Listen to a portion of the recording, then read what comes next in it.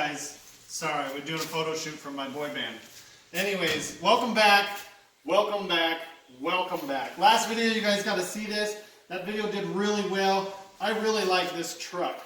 The reason you guys are just seeing it now is I needed to get this truck done because I was going to go on power tour, but with the way the world's been, I don't even know if power tour is going to happen. So I'm going to catch you up to speed and then bring you along for the rest of the truck's build-up. But power tour, I saw this online. I saw it had an LS that was in it, needed some work.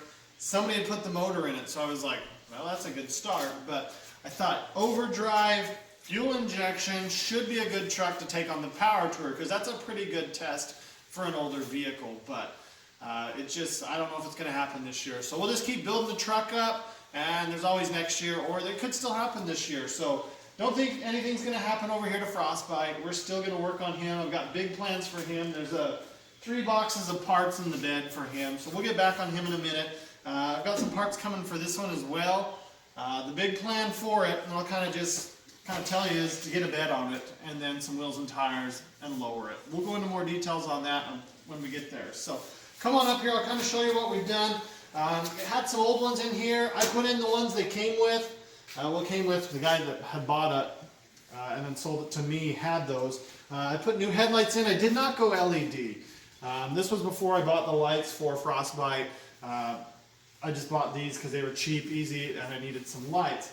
Up here, he had this radiator. We took out his old radiator. I say we, I did. I took out his old radiator. And right back here, you can see we've got dual electric fans. We went with small ones. Frostbite's going to have a bigger single fan, and you'll see that coming up. We got the new ignition coil packs, wires, and plugs. 8 of those. Probably show you guys a video on that when I replace them on my Cadillac Escalade. Which I bought for a tow rig, which really isn't a very good tow rig because it can't cool. So under here, we're in really good shape. I knew with the radiator, we're going to be able to keep cool as we go down the road. The fans, they take a little load off the motor. I think that's why we're seeing so much tire smoke out the back. New headlights are always a plus. We got to get some things like this. We're missing the bolts for the bumper. Little odds and ends get this truck where it needs to be. Come inside and I'll show you these gauges. Alright, so I mentioned them in the last video, VHX gauges. I say S every time because it just seems natural. I grew up with VHSs. Thank goodness he had this. Look at this wiring diagram. It's a mess, and they attempted kind of, but not really. So, good thing we had that.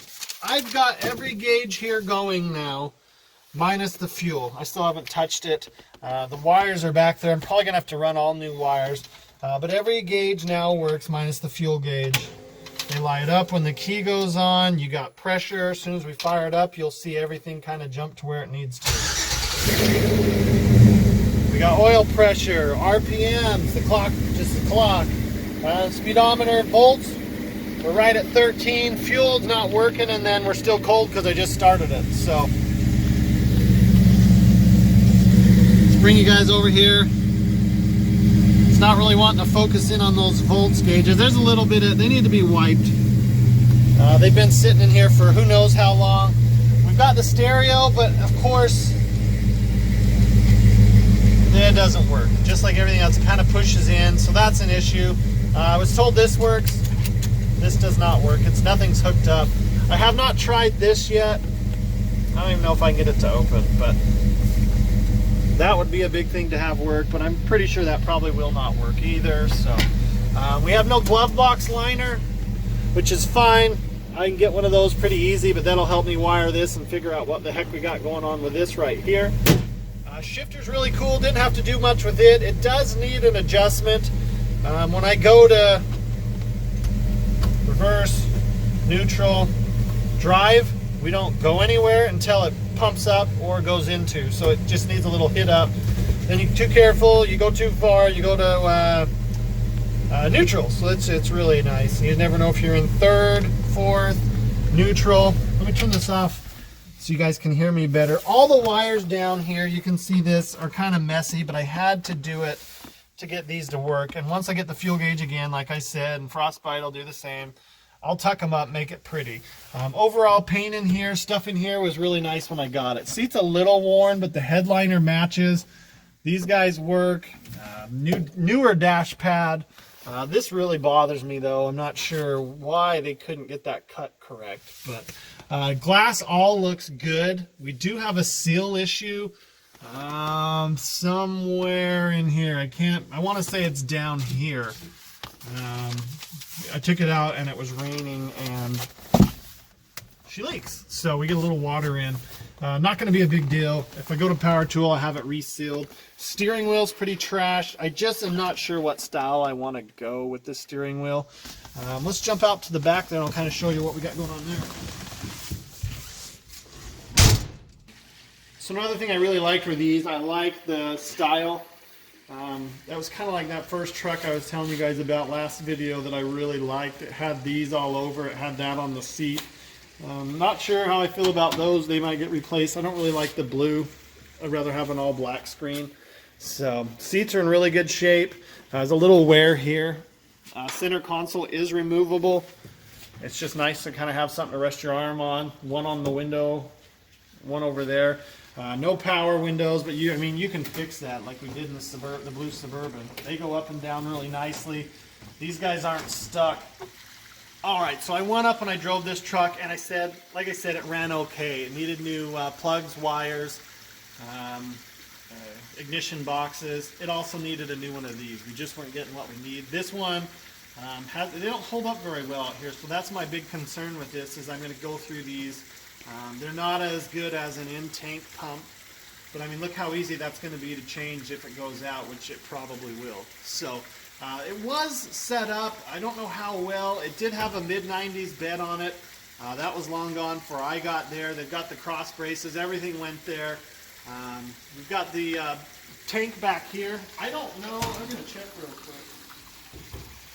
They've removed this tank. If you can see right here, there's normally a filler neck. They've removed the tank and actually done a really good job of getting rid of that. So the tank's gone. That's the first time I looked. I just assumed it was gone. The filler neck's gone. They relocated the gas tank here, which we'll be doing on Frostbite. That's one of the boxes in the back. It's a really simple tank. It's got a lock on it, which I'm not sure I'm a fan of, but that can be changed. Here's where we're going to have to wire to figure out why my gauge isn't working and then get the right ohms and reading for that. Like I said, Jeep tail lights. We'll need bumper brackets, bed supports, fender brackets, probably the exhaust redone just a little bit. But this truck itself, when you look at it without the bed, it just seems like, did they cut some of the frame? But no, it's a true short bed truck. It's just when you see it, I mean, you got to factor in, you're going to have another for your bumper about out to here. And I mean, it's pretty good size. It just looks so short. I can't believe it. You park it next to Frostbite, center of the wheels goes perfect. So with that, hopefully you guys will enjoy seeing this one. It's going to go a little different route. We've got the LS Swap, a lot of different things that Frostbite doesn't need. So if you can, give this video a thumbs up, like it, share it with somebody you might like. Check out my other videos down below. We've got a lot of Mustang, Camaro, Nova, C10 videos. Check it out. There's playlists for almost everything if you're bored. Watch those. Give them a thumbs up if you can. Subscribe, and we'll see you on the next one.